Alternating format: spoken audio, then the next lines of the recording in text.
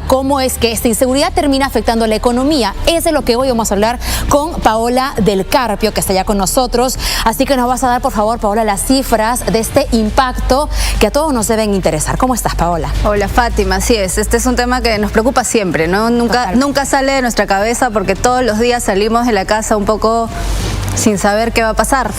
Y de hecho el tema del crimen es algo que ha venido creciendo año a año, y en este momento, a abril de este año, tenemos que el 27 o casi 28% de los peruanos mayores de 15 años han sido víctimas de algún delito, algún delito en los últimos 12 meses. O sea, somos 30 y tantos millones de peruanos. Esta es una cifra bien fuerte, sí, ¿no?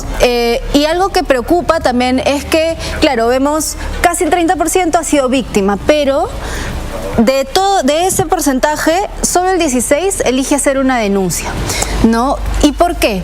Porque en gran parte, como dice ahí, no creen que vaya a pasar algo con la denuncia. Se siente que es una pérdida de tiempo, no se confía en la autoridad, muchas veces se cree que va a haber una revictimización, ¿no? Entonces, las personas eligen dejarlo ahí nomás. Y por eso es importante, cuando hablamos de inseguridad, hablar de la fragilidad del sistema, porque como no se aborda adecuadamente una denuncia, no hay una sentencia, la mitad casi de los presos son con prisión preventiva, es que luego ellos siguen delinquiendo. Es un círculo vicioso, porque además, cuando no denunciamos, la policía, digamos, con la mejor las intenciones, no tiene la información para actuar de la manera más efectiva, entonces siguen pasando más delitos, seguimos no denunciando, sigue no habiendo información. Es un problema bien grande, y hay que decir, esto es crimen en general, ¿no? Cuando vemos el crimen en general, que incluye los robos, las extorsiones, pero todo, los más afectados están en el sur del país. Las regiones con mayor porcentaje de victimización están Arequipa, Puno y Cusco. Son las tres regiones donde más esto supera el 33%.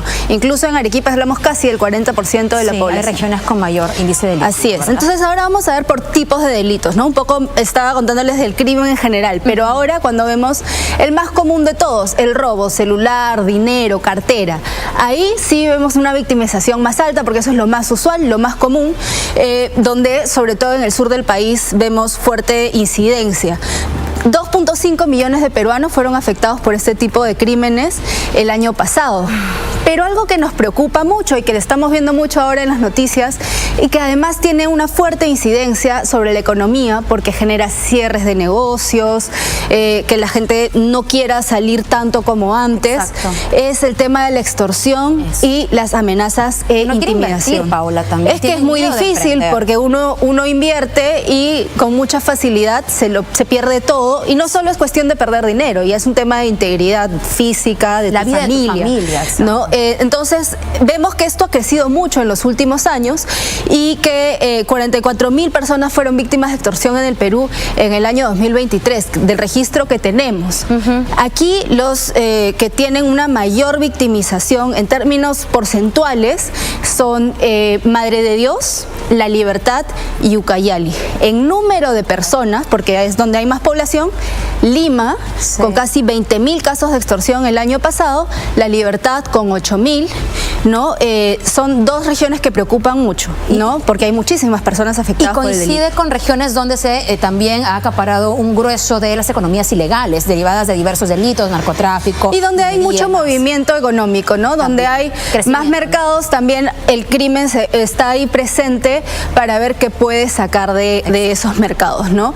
Y bueno, el tema de amenazas e intimidación también es un tema que aumenta mucho. Hemos visto todo este tema de los préstamos gota a gota, por ejemplo, ¿no? Que preocupa mucho a las personas.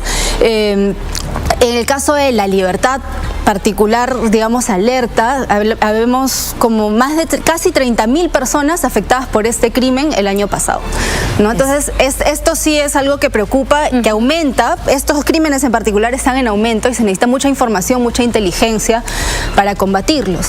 Y pasamos a lo que decías, la economía, al final, que es una consecuencia, ¿no? Claro. Que es una consecuencia.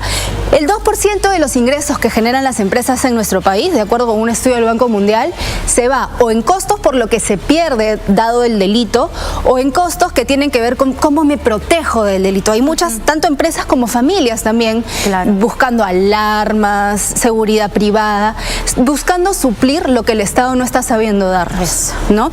Entonces, ahí hay una llamada de atención porque, como tú decías, además de que hay poca inversión, hay mucha pérdida asociada solamente al crimen, ¿no? Y esto nos termina costando más o menos 3% del PBI por costos directos e indirectos, ¿no? Lo que cuesta que te roben, el hecho de que te roben, la victimización, la atención del Estado, eso es un montón de dinero, es casi 6 veces todo el presupuesto del programa Jaliwarma que alimenta a los niños, ¿no? Claro. Es muchísimo dinero. Y un dato que sacó Confiep hace poco, que es un poco fuerte. 12.000 soles más o menos cuesta procesar a un solo delincuente, ¿no? Y puede tomar, incluso en flagrancia, es decir, que te agarren con las manos en la masa. Mira.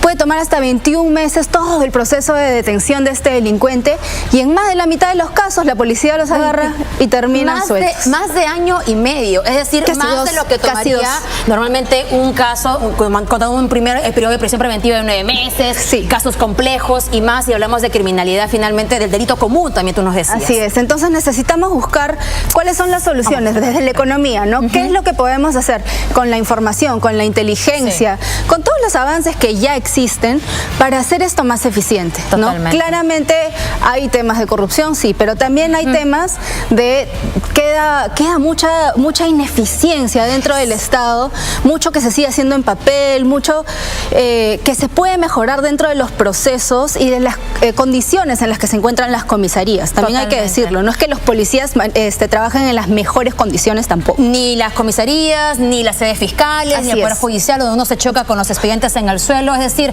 hablar de abordar la inseguridad y todo el aparato de justicia también habla de mejorar el desarrollo del país, de hablar de oportunidades a futuro. Así que es importante, por supuesto, siempre ver esos temas y te agradecemos, Paola, que lo hagas de una forma tan, pero tan comestible, digerible para todos los que estamos en el matinal.